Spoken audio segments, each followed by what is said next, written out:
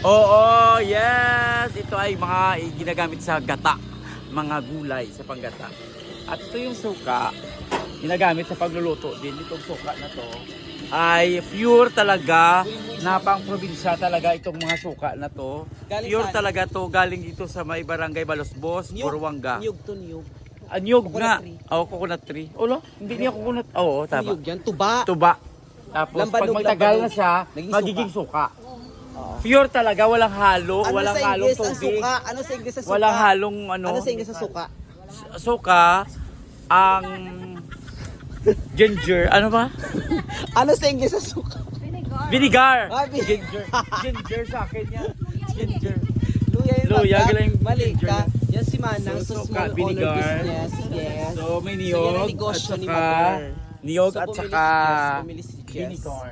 Yan si Pearl. At saka and then ito, si binili Loie. namin sa grocery. Sa grocery. Oo, ito yung munggo-munggo. Anong munggo? Munggo, Ano din munggo, yan? munggo, Tingnan munggo. mo. Oh, Coconut. coconut Coconut din yan. din. Coconut din yung munggo-munggo. Munggo-munggo. Oo. So bagang i-partner mo, coconut nga tigulang. Coconut din kulang panggata. Panggata sa mga gulay. Okay. Sa may gabi, sa gabi. And I thank you. Pag-uwi. Yes. Pag-uwi, daan na natin. Sa Dilagang. Anong init?